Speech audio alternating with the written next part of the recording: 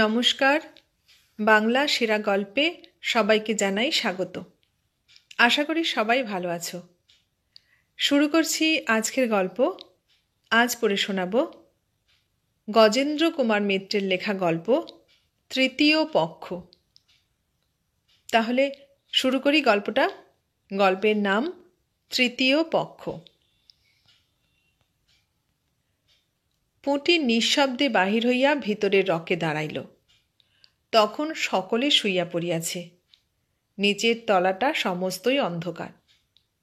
উপরেও অন্যদিন এতক্ষণে সকলে ঘুমাইয়া পড়ে। আজ সে বিস্মিত হইয়া লক্ষ্য করিল যে এখনও সেখানে একটা ঘরে আলো জ্বলিতেছে। কান পাতিয়া যেন একটা চাপা গোঙানির আওয়াজও শুনিতে পাইল। বোধহয় মাস্টার গিন্নির আবার অসুখ বাড়িয়াছে। ভিতরের উঠানটা যেমন ঠান্ডা তেমনি দুর্গন্ধময়। সেখানে আসিয়া যে কোনো মানুষ ইচ্ছা করিয়া দাঁড়ায় বা বিশ্রাম করে তাহা চোখে না দেখিলে বিশ্বাস করা কঠিন। কিন্তু পুঁটি প্রত্যহই গভীর রাত্রে এমনি করিয়া এখানে আসিয়া অন্ধকারে দাঁড়াইয়া থাকে। কোনো কোনো দিন খুব শ্রান্ত হইয়া পড়িলে এই জল জঞ্জাল এবং দুর্গন্ধের মধ্যেই বসিয়া পড়ে।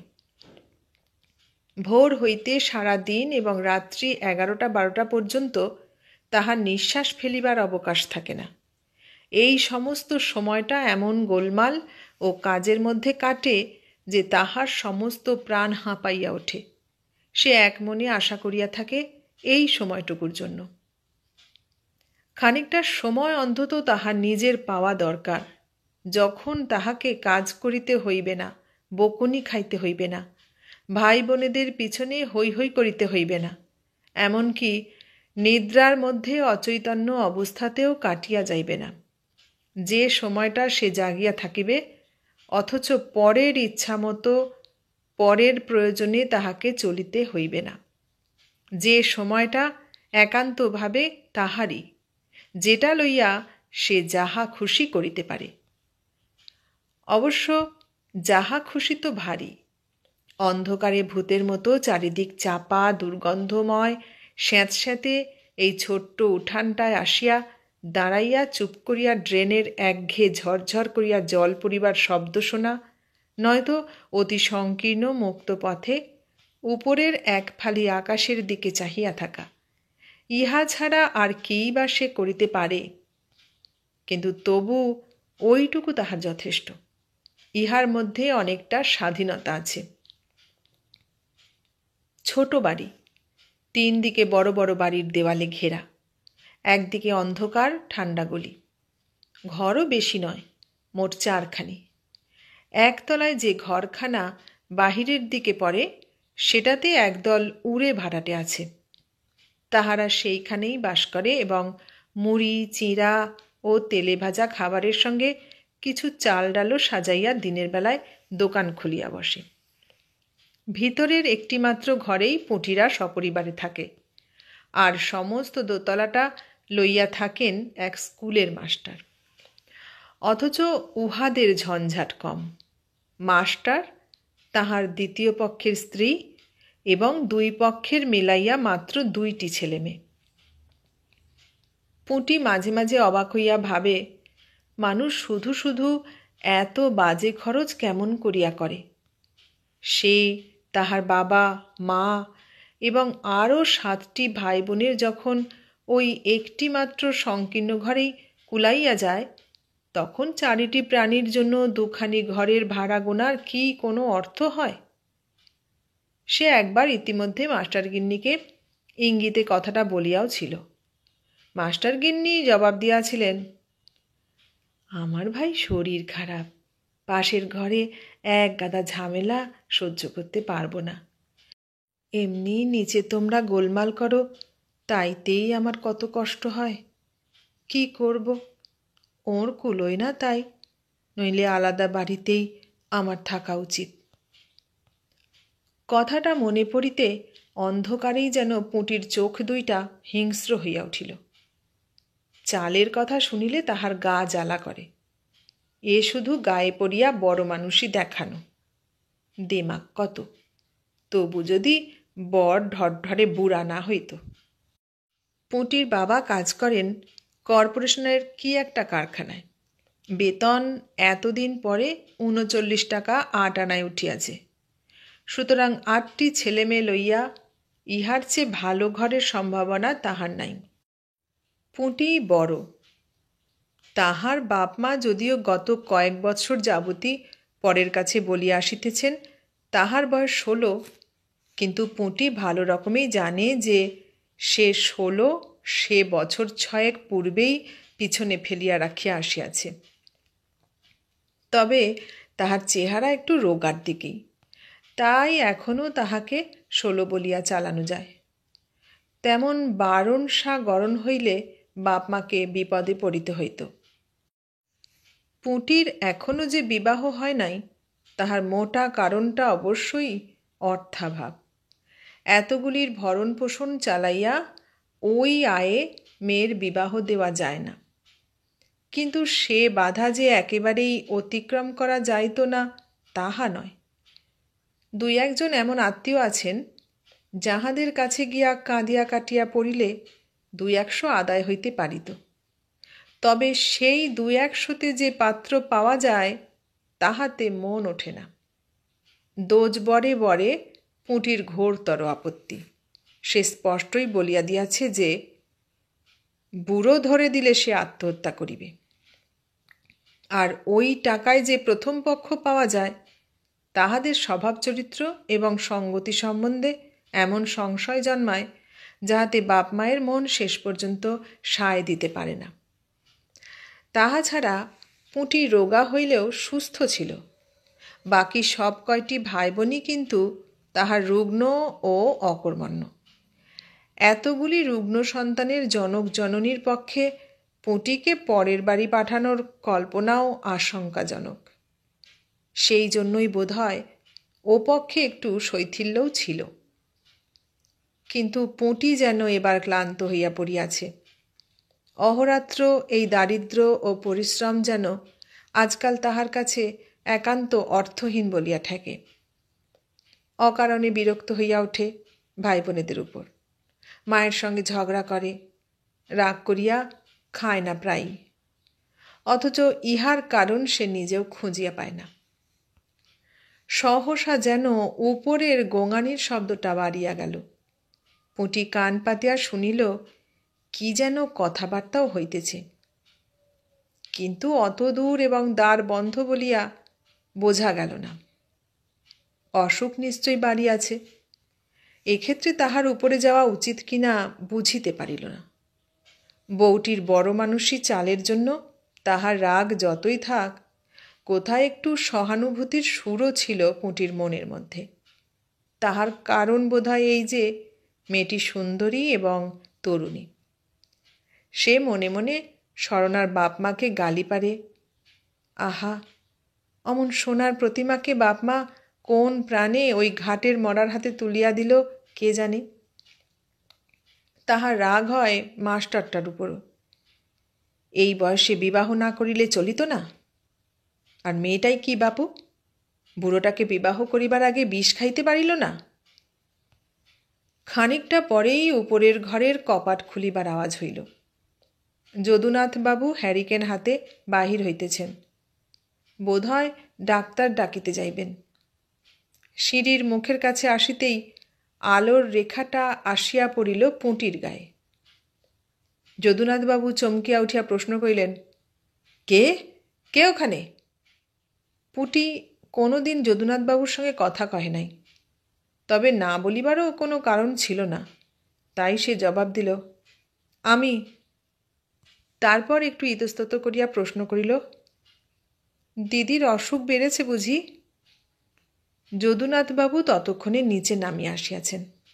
তিনি জবাব দিলেন, হ্যাঁ, বুকের ব্যথাটা তো আছেই। আজ আবার যেন কেমন হাঁপের মতো ধরেছে। নিঃশ্বাস নিতে কষ্ট হচ্ছে, শুতেও পাচ্ছে না মোটে। তাহার পর মুহূর্তখানেক চুপ করিয়া থাকিয়া কহিলেন, আমি যাচ্ছি ডাক্তার ডাকতে, কিন্তু একলা রইল তাই ভাবছি। অবশ্যই আমি যাব আর আসব। এই মোড়েই ডাক্তারের বাড়ি, তবু বড় ভয় করে। পুঁটি কহিল, আমি গিয়ে বসবো একটু? যদুনাথবাবু কহিলেন, তাহলে তো ভালোই হয়, আমি এখনই ফিরব, এই মোড়েই। তিনি বাহির হইয়া গেলেন। পুঁটি ধীরে ধীরে উপরে উঠিল। সামনের ঘরেই মেঝেতে একটা বিছানার উপর বসিয়া সরমা কাতরাইতেছিল। তাহার কোলের উপর একটা তাকিয়া দেওয়া।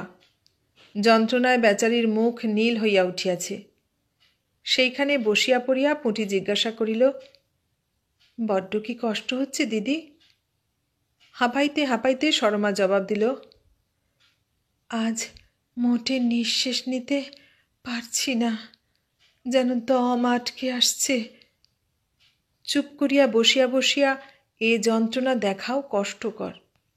পুঁটি একটা পাখা তুলিয়া লইয়া কহিল, একটু বাতাস করব দিদি মাথায়, তাতে আরাম বোধ হবে মনে হচ্ছে। সরমা কথা কহিতে পারিল না, ইঙ্গিতে নিষেধ করিল। অগত্যা পুঁটিকে চুপ করিয়াই বসিয়া থাকিতে হইল। সে তখন ঘাড় ঘুরাইয়া ঘরের আসবাবপত্র দেখিতে লাগিল।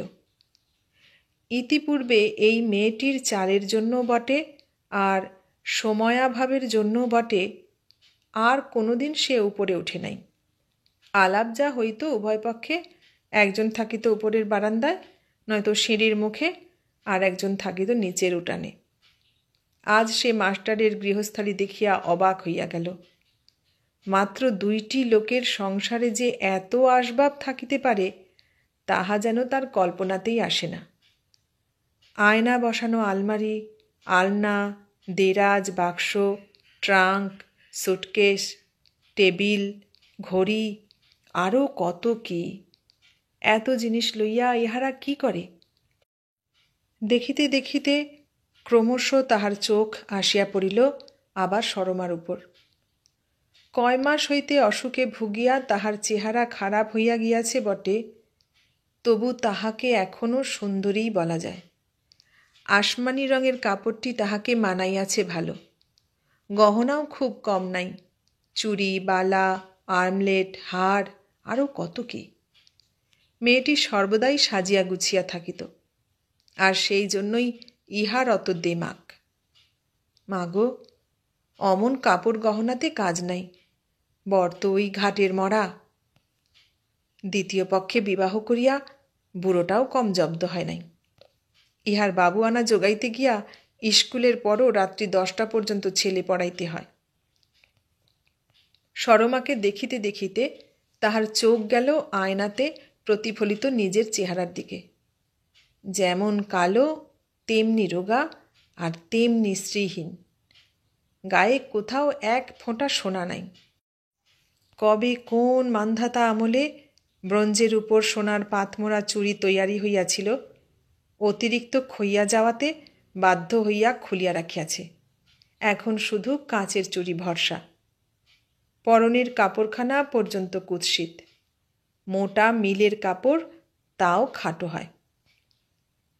তাড়াতাড়ি সেদিক হইতে চোখ ফিরাইয়া লইতেই হ্যারিকেনের আলোতে সরমার হাতের চুড়িটা ঝিকঝিক করিয়া উঠিল। তাহার মনে হইল যেন চোখের সম্মুখে বিদ্যুৎ চমকিয়া উঠিল। সে তাড়াতাড়ি চোখ বুজিল। ইতিমধ্যে যদুনাথবাবু ফিরিয়া আসিলেন। পুঁটি প্রথমটা বুঝিতে পারে নাই।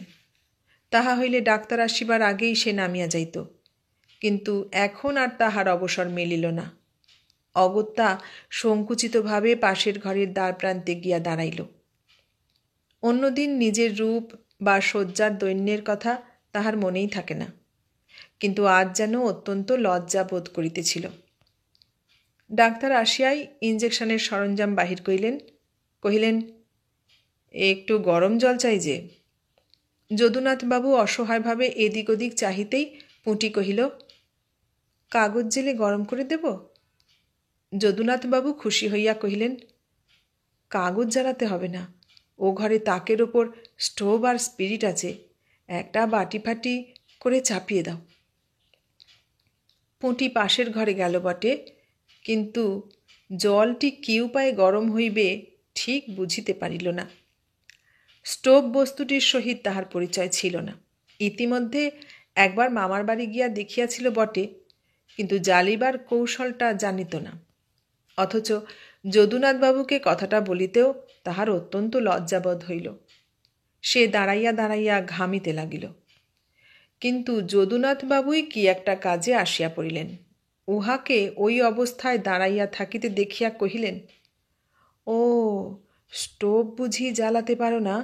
আচ্ছা, দাঁড়াও, আমি জ্বেলে দিচ্ছি। তিনি স্টোভটা ধরাইয়া দিয়া গেলেন, নিভাইবার কৌশলটাও বলিয়া দিলেন। কিন্তু পুঁটি লজ্জায় যেন মরিয়া গেল। জলটা গরম হইতে বাটিটা ডাক্তারের সামনে বসাইয়া দিয়া কোনো মতে পাশ কাটাইয়া নিচে নামিয়া আসিল এবং একেবারে গিয়া বিছানায় শুইয়া পড়িল। যদিও শুইয়াও অনেকক্ষণ পর্যন্ত ঘুমাইতে পারিল না, বিছানায় পড়িয়া বারবার নিজের ভাগ্যকে ধিক্কার দিতে লাগিল। পরের দিন পুঁটির ঘুম ভাঙিল বেলায়। চোখ চাহিতেই তাহার প্রথম যে জিনিসটি চোখে পড়িল, তাহা তাহাদের সংসারের অপরিসীম শ্রীহীনতা। মা এত বেলা অবধি ঘুমাইবার জন্য কলতলা হইতেই চিৎকার করিতেছেন। তখনও পর্যন্ত বিছানা তোলা হয় নাই। তক্তপোষের উপর, মেঝেতে সর্বত্র ময়লা ও ছেঁড়া কাঁথা ছড়ানো। একটা ভাই আর একটা ভাইকে ঠ্যাঙাইছে বোধ হয়। সে বাটির তেল মাখা মুড়িগুলা বিছানায় ছড়াইয়া ফেলিয়া দিয়া তার স্বরে চিৎকার করিতেছে। সর্বকনিষ্ঠা ভগ্নীটি হামা দিয়া আসিয়া তাহার বাবার বিছানাতেই মলত্যাগ করিয়াছে। তাহার দুর্গন্ধে বাতাস ভারী হইয়া উঠিয়াছে। যেটুকু মেঝে খালি আছে তাহাও জলে কাদায় যেন নরকে পরিণত হইয়াছে। সেদিকে চাহিয়া পুঁটির সর্বাঙ্গ শিহরিয়া উঠিল। তাহার পর নিষ্ফল ক্রোধে দাঁতে দাঁত চাপিয়া অস্ফুট স্বরে কহিল, মর মর তোরা, সবকটা একসঙ্গে মরে তো বাঁচি। সেদিন আর সে উপরে উঠিল না। বারবার ডাক্তারের আগমনে বোঝা গেল যে অসুখটা খারাপের দিকেই, তবু সে আর খবর লইতে গেল না। সরমাদের ঠিকা ঝিকে যদুনাথবাবু পয়সার লোভ দেখাইয়া রাত্রে থাকিতে রাজি করাইয়াছেন। এই কথাটা ঝি যখন নিজেই শুনাইয়া গেল, তখনও কোনো কথা কহিল না। কিন্তু তাহার পরের দিন যখন ঝি ছেলে মেয়ে দুটিকে অপটু হস্তে স্নান করাইতে বসিয়াছে এবং তাহার ফলে সরমার মেয়েটা ভীষণ চিৎকার করিতেছে কানে গেল, তখন আর সে স্থির থাকিতে পারিল না। শটান উপরে উঠিয়া গিয়া ঝিকে সরাইয়া দিয়া নিজেই মেয়েটাকে স্নান করাইয়া দিল। তাহার পর পরিপাটিভাবে তাহার প্রসাধন শেষ করাইয়া নিজেই ঠাকুরের কাছে ভাত চাহিয়া লইয়া খাওয়াইতে বসিল। মেয়েটাও তাহার কোলে উঠিয়া আশ্চর্য রকমভাবে শান্ত হইয়া গেল। সরমা হাঁপাইতে হাঁপাইতে একবার দম লইয়া কহিল, বাঁচলুম ভাই, চেঁচিয়ে যেন বাড়ি মাথায় করছিল। উহাদের খাওয়াইয়া ঘুম পাড়াইয়া যখন পুঁটি নিচে নামিয়া আসিল, তখন তাহার মা একেবারে অগ্নিমূর্তি ধরিয়াছেন। কোথায় ছিলি এতক্ষণ তাই শুনি? ডেকে ডেকে গলা কাঠ হয়ে গেল। পুঁটি শুধু কহিল, ওপরে গিয়েছিলুম। কেন ওপরে যাস? আমার নিজের কুকুর পথ্যি পায় না, উনি যান পরের উপকার করতে। পুঁটিও ঝাঁঝের সহিত জবাব দিল, তোমারও শুয়োরের পাল তো 12 মাসই আছে মা, পাড়াপড়শিকেও দেখতে হয় মাঝে মাঝে। মা তাহার জবাবে চিৎকার করিয়া কি একটা কটূক্তি করিয়া উঠিলেন, কিন্তু পুঁটি আর সেখানে দাঁড়াইল না, অন্য কাজে চলিয়া গেল। ইহার পর হইতে পুঁটি সম্পূর্ণরূপে ছেলে মেয়ে দুইটির ভার গ্রহণ করিল। তাহাদের নাওয়ানো, খাওয়ানো, ঘুম পাড়ানো সব। ঝিকে আর কিছুই করিতে দেয় না। যদুনাথবাবু কৃতজ্ঞভাবে স্ত্রীকে বলেন, মেয়েটাকে আগে ঝগড়াটি বলেই জানতুম, এখন দেখছি অনেক গুণ আছে ওর মধ্যে। সরমা অতি কষ্টে জবাব দেয়, বাপ মা যা দিনরাত খাটায়, ঝগড়াটি না হয়ে কি করে বলো? কিন্তু সরমা বাঁচিল না। 7-8 দিন পরেই অবস্থা খারাপ হইয়া আসিল। আরও দিন 2 পরে সব শেষ। যদুনাথবাবুর এক দূর সম্পর্কীয়া ভগ্নী আসিয়া পড়িয়াছিলেন, সুতরাং পুঁটির আর বিশেষ দরকার ছিল না। তবু সে এ কয়দিন অযাচিতভাবে আসিয়া সরমার অনেক সেবা করিয়াছে। সরমাও মৃত্যুর পূর্বে যদুনাথবাবুকে বলিয়া গিয়াছে, আহা, ও মেয়েটার একটা দেখে শুনে বিয়ে দিও, না হয় দু একখানা গয়না যা লাগে আমার একখানা ভেঙে গড়িয়ে দিও। অশৌচ চুকিতেই যদুনাথবাবু উঠিয়া যাইবার জন্য প্রস্তুত হইতে লাগিলেন। এ বাসায় তাহার আর থাকিতে ইচ্ছা করে না। যে ভগ্নী আসিয়াছেন তাহারই পাশের বাড়িতে ঘর খালি আছে, আপাতত সেখানেই উঠিয়া যাইবেন। তাহা হইলে ছেলে মেয়ে দুটির জন্য বিশেষ ভাবিতে হইবে না। দিদির পুত্রবধূই দেখাশোনা করিতে পারিবেন। রবিবার দিন সকাল হইতে বাঁধা ছাদা তোড়জোড় শুরু হইল। আহারাদির পর দিদি ছেলে মেয়েদের লইয়া নূতন বাসায় চলিয়া গেলেন। তাহাদের গাড়িতেও অনেক মোটঘাট চলিয়া গেল। এখন আলমারি, দেরাজ, সিন্দুক প্রভৃতি ভারী জিনিসগুলি বাকি। মুটে ডাকিয়া যদুনাথবাবু সেগুলির ব্যবস্থা করিতে লাগিলেন। এ কয়দিন অর্থাৎ সরমার মৃত্যুর পর হইতে পুঁটি আর উপরে ওঠে নাই, এমনকি ছেলে মেয়ে দুটাকেও একবার ডাকে নাই। তাহার এই নিষ্পৃহতায় যদুনাথবাবু একটু বিস্মিতই হইয়াছিলেন। তবে মনকে বুঝাইয়াছিলেন যে বোধহয় পরের ছেলে মেয়েদের উপর মায়া পরিবার ভয়েই আর আসে না, কিংবা বাপ মা হয়তো নিষেধ করিয়াছেন। কিন্তু সেদিন সহসা অপরাহ্নবেলায় পুঁটি উপরে উঠিয়া গেল। যদুনাথবাবু তখন আলমারি খুলিয়া সরমার দামি শাড়িগুলি বাহির করিয়া একটা ঝুড়িতে সাজাইতেছিলেন। আলমারি খালি না হইলে মোটেরা লইয়া যাইতে পারিবে না। পুঁটি আসিতে তিনি একবার মুখ তুলিয়া চাহিলেন, কিন্তু কিছু বলিলেন না। পুঁটিও সেই শাড়ির স্তূপগুলির দিকে চাহিয়া নিঃশব্দে দাঁড়াইয়া রহিল। বেনারসি, জর্জেট, ঢাকাই, শান্তিপুরি, ক্রেপ আরও কত কাপড় কিনিয়াছিল মেয়েটা। শুধু কি কাপড়, একটা তাক বোঝাই কত শৌখিন খেলনা, রূপার বাসন, আরও কত কি। বৃদ্ধ স্বামীর গায়ের রক্ত জল করা পয়সা কি অপব্যয়ই না করিত। পুঁটি পিছন হইতে একবার যদুনাথবাবুর দিকে ভালো করিয়া চাহিল। না, যতটা বৃদ্ধ তাহাকে সে ভাবিত অতটা নয়।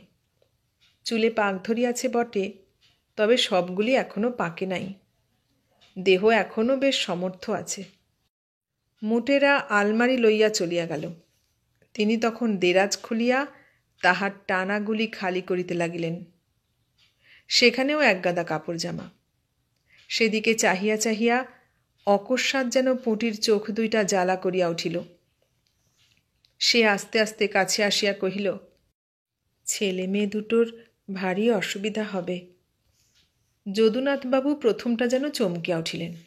তাহার পর একটা দীর্ঘ নিঃশ্বাস ফেলিয়া কহিলেন, তাই তো ভাবছি, কিন্তু কেই বা করি। পুঁটি একটুখানি চুপ করিয়া থাকিয়া কহিল, আপনাকে শিগগিরই বিয়ে করতে হবে আর কি। যদুনাথবাবু চকিত হইয়া কহিলেন, আবার বিয়ে? পুঁটি বেশ সহজ কণ্ঠেই জবাব দিল, তা করতে হবে বই কি, না হলে ছেলে মেয়ে দুটোকে দেখবে কে? যদুনাথবাবু কহিলেন, কিন্তু এই বয়সে আবার তৃতীয় পক্ষ, লোকে বলবে কি? লোকে তো আর আপনার ছেলে মেয়ে মানুষ করতে আসবে না, আর এমন কি বা বয়স আপনার? যদুনাথবাবু অনেকক্ষণ নীরব হইয়া রহিলেন। তাহার পর কহিলেন, কিন্তু কেই বা মেয়ে দেবে আমাকে? দুটো ছেলের ওপর তাই তৃতীয় পক্ষ, বয়সও তো 50 হলো প্রায়। পুঁটি সহসা যেন মরিয়া হইয়াই বলিয়া ফেলিল, আমাকে যদি খুব অপছন্দ না হয় তো আমি রাজি আছি, বাবাকে বলতে পারেন। কিছুক্ষণ হতবুদ্ধির মতো চাহিয়া থাকিয়া যদুনাথবাবু কহিলেন, তুমি বিয়ে করবে আমাকে? কিন্তু তোমার বাবা মা রাজি হবেন কেন? পুঁটি ঘাড় হেঁট করিয়াই জবাব দিল, না হয়ে আর করবেন কি? বয়স যে এধারে 23 চলছে। তাছাড়া ছেলে মেয়ে দুটোকে ছেড়ে আমি থাকতে পারব না। সে ধীরে ধীরে ঘর হইতে বাহির হইয়া গেল। যদুনাথবাবু তেমনিভাবেই দাঁড়াইয়া রহিলেন। এতক্ষণ শুনলে গজেন্দ্র কুমার মিত্রের লেখা গল্প তৃতীয় পক্ষ। কেমন লাগলো গল্পটা? ভালো লাগলে লাইক কমেন্ট শেয়ার করো, আর নতুন বন্ধু হলে সাবস্ক্রাইব করার অনুরোধ রইল। সবাইকে অনেক ধন্যবাদ জানিয়ে আজ এখানেই শেষ করলাম।